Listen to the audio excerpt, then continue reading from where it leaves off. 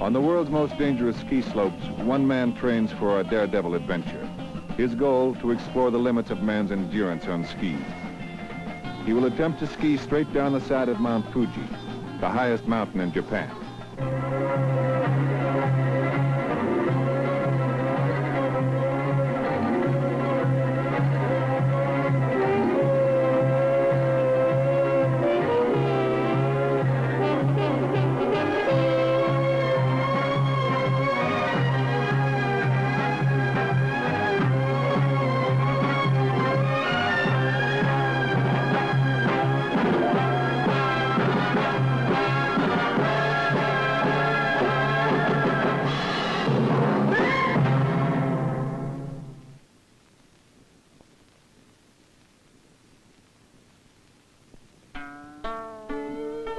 In the great volcanic range stretching across the Japanese islands, one peak towers above all the rest, Mount Fuji.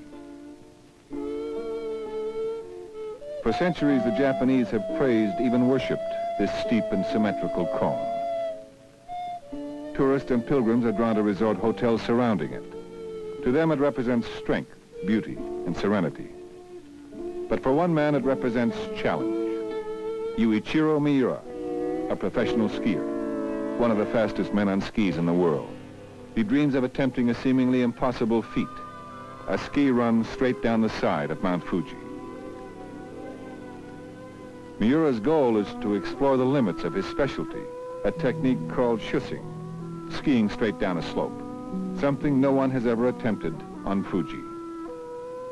Living in Tokyo, Miura formulates his plan. He wants to become the best skier in the world. The Fuji run will be his first step. To me, skiing is like life. We are all speeding somewhere, trying to keep our balance and control. The stronger you are, and the more daring you are, the more satisfying your trip will be.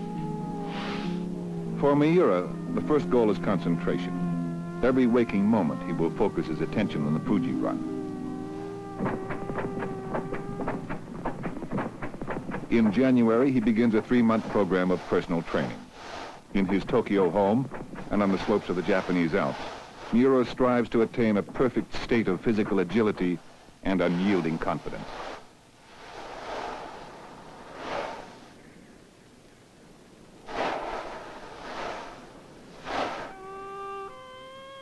When I decide to do something, I make it the most important thing of my life. I cannot eat or sleep until I have studied every aspect of it. It becomes a passion. I have to prove to myself I can really do it. In a way, I am a coward. I won't attempt something until I'm certain of success.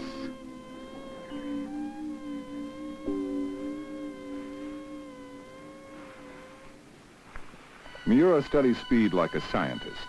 He knows the severe angles of Mount Fuji could take him to record speeds, as high as 125 miles per hour.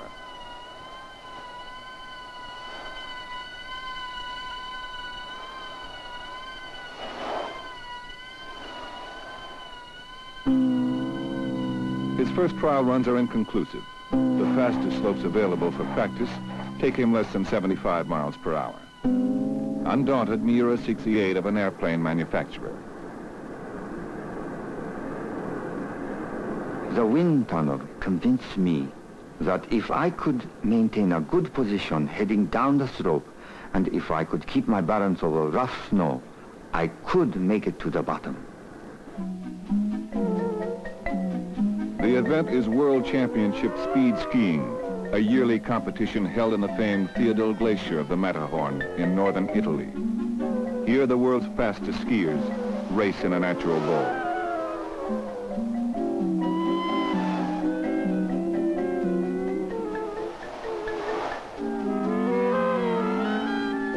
This year, a professional skier presented from Japan, Yuichiro Miura. He will pit his skill against the world's greatest skiers. A final test before Mount Fuji.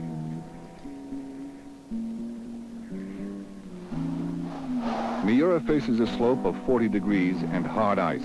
A mistake could be fatal. Immediately he sets a blazing pace, but at the finish line, near disaster.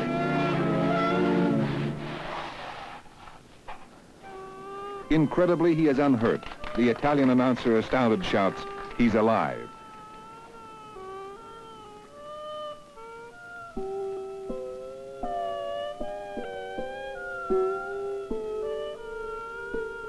Miura is ecstatic. His speed of over 106 miles per hour wins the meet. But a similar fall on Mount Fuji could mean almost certain death. Even in victory, his thoughts turn to perfecting his control. Mount Fuji has no rising slope for deceleration. I have to devise a method of slowing down from very high speed. One possibility would be a parachute. I have never seen one used in skiing, but then no one has ever tried to ski down Mount Fuji either.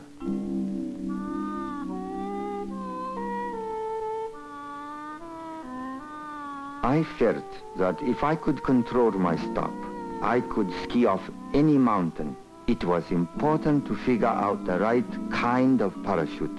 It had to be big enough to be effective, but not so big it would throw me off balance or pull me into jagged rocks. From the Army, Miura obtains a parachute. For 2 weeks, he will test its effectiveness in reducing his speed without impairing his control. The speed and the winds he will face on Mount Fuji cannot be duplicated. Miura must make a critical decision based on estimates. The type of harness and style of chute could determine his success or failure. Again and again, he experiments.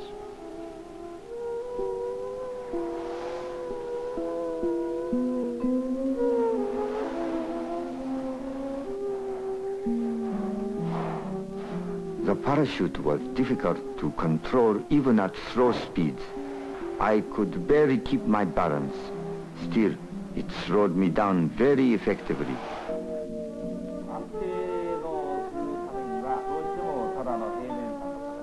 Convinced that a scientific approach will lead to success, Miura goes to a team of parachute designers. Can they produce a skiing chute? The question is new and intriguing. Within a week, the experts provide Miura with a special parachute.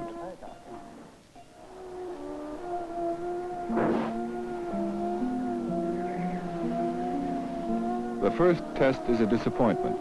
Miura nearly falls down and the chute fails to deploy properly. Meanwhile, friends fear the parachute will fail. They suggest 2 alternatives, a kite and a European cape. Miura experiments with both and rejects them.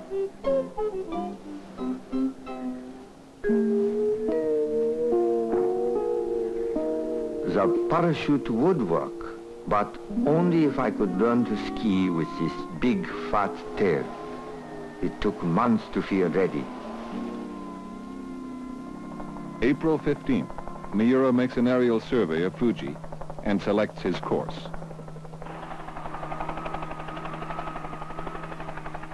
What I find most rewarding about danger is the personal exploration. I have to understand my fears so I can control them. But now, the closer we get, the more difficult my idea seems. But I am ready. I don't care if people say I'm crazy.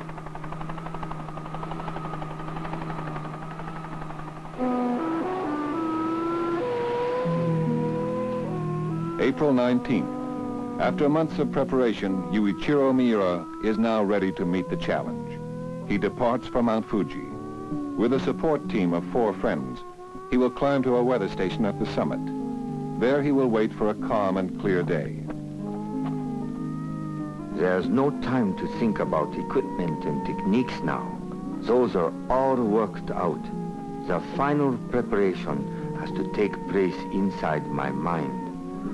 No matter how serene Fuji may look, it is cold, rocky, and steep.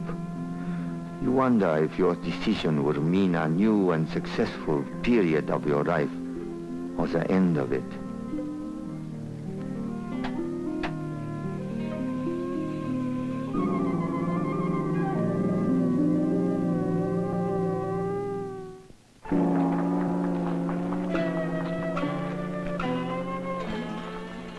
On April 20th, Yuichiro Miura and a support team leave to begin a dangerous climb.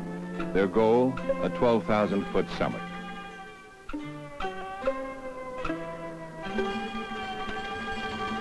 In the summertime, the ascent of Mount Fuji is not difficult. Thousands of pilgrims still climb it every year. But in winter conditions, it is dangerous because of sudden storms and the freezing cold. My support team fears the climb up. They forget how I'm coming down.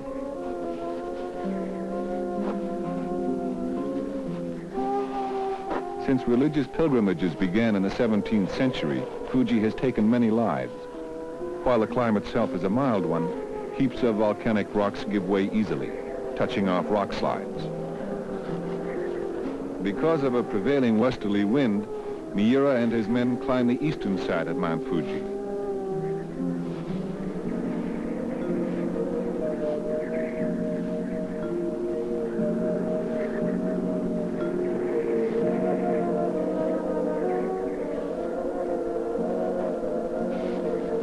As we push ahead, I realize, coming down this hard ice, I will be the fastest man on skis in the world. And no one has ever tested this slope before.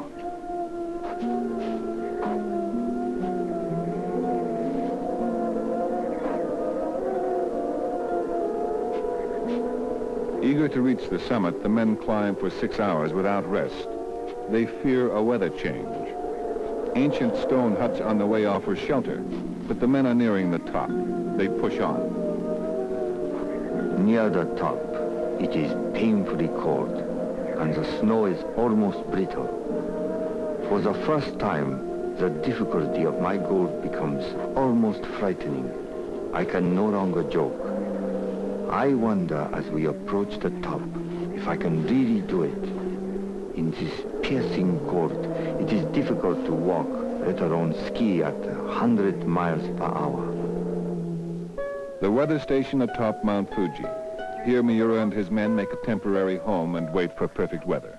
As a token of good luck, Miura's favorite meal is prepared. Bean curd, noodles, and broth. The highest point in Japan, Fuji's summit juts into the wind like a weather vane. Winter conditions persist well into spring.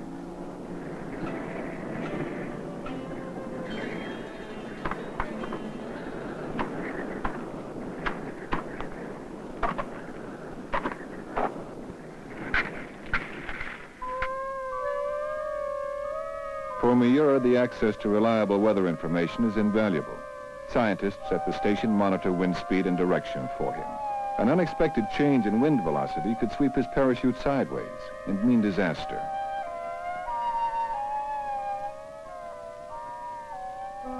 There are predictions of high winds for tomorrow. Nevertheless, Miura begins the delicate process of mental readiness. When you're approaching a great danger, you find yourself exploring your inner feelings. You try to prepare yourself for death. I don't want to die on some stupid rock. The only thing you can do is talk to people and forget your fears. It's not easy because I feel removed from others now. I can't get my mind off this challenge. My profession is a lonely one, but to me life is like that, a one-man show, and you entertain yourself with it. A professional skier can capture everyone's imagination. He can make other people think one single man did that.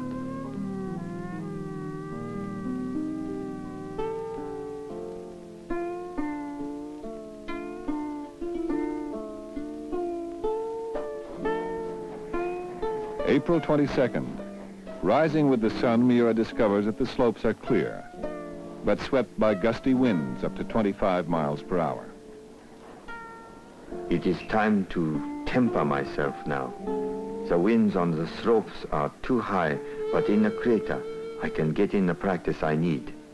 It is the toughest time now. Physically, I have to attain complete balance, and mentally, I have to reach a state of controlled tension so that I am ready for anything.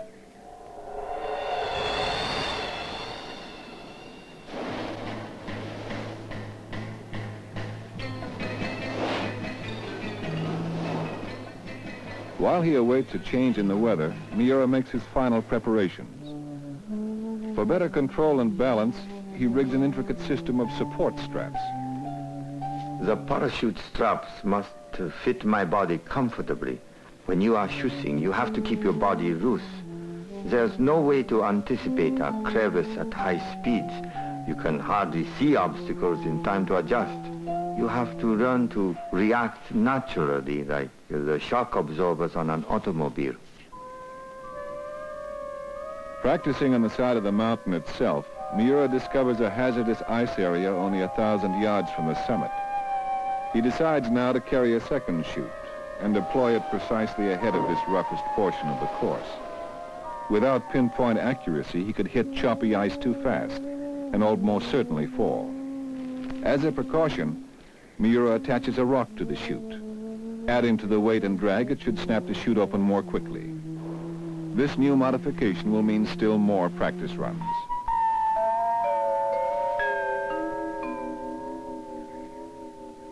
In slow-motion film, a friend captures Miura's near-perfect control. He activates a specially designed ripcord. His parachute pops open with a shoulder-wrenching jerk and then pulls him sideways, but Miura maintains perfect balance.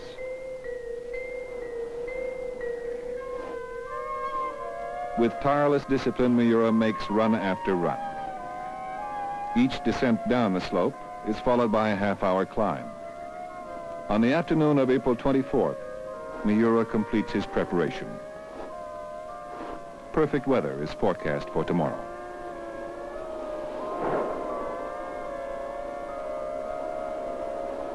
The most exciting thing about this adventure is the feeling of freedom.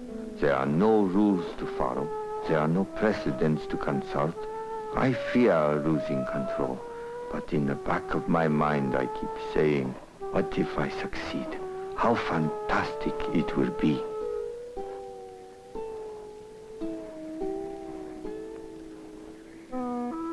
April 25th, conditions are perfect. Miura decides this is the day. People say that the weather on Fuji changes 7 times in an hour. If I don't go within minutes, I may have to wait several days, and waiting is the hardest thing for me to do.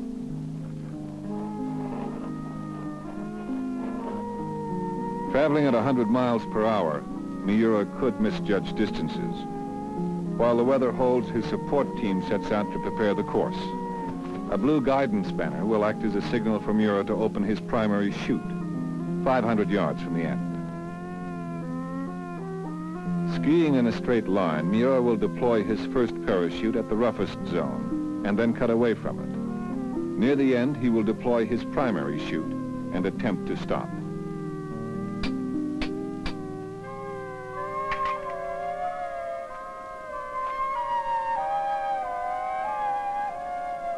To record the unprecedented run, cameramen are stationed at high vantage points.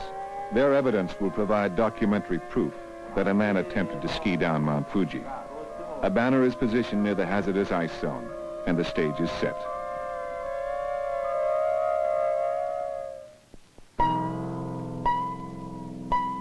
A rare calm on Mount Fuji.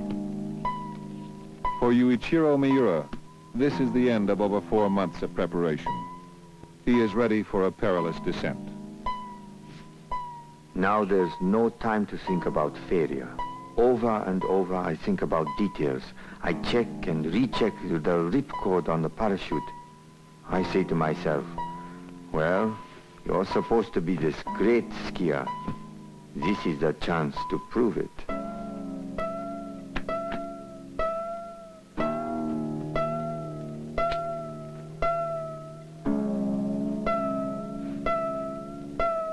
The slope Miura gazes down is a 2-mile course with angles as severe as 45 degrees.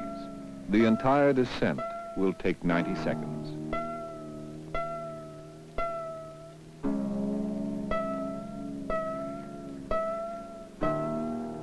In the last few seconds, I begin to think about the finish. I concentrate on it. There is nothing else in my life. I must reach that finish line.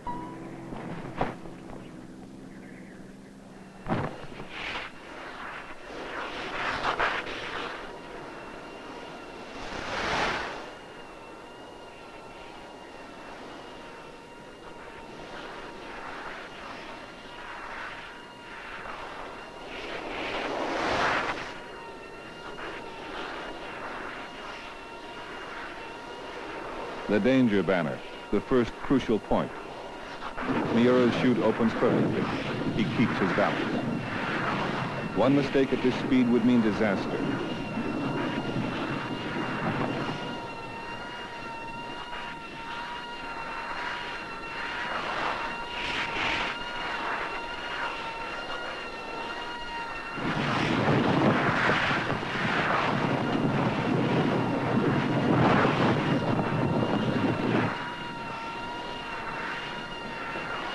Few men have traveled this fast on skis. Miura approaches the last crucial stage. Now his primary chute means life or death. It opens perfectly.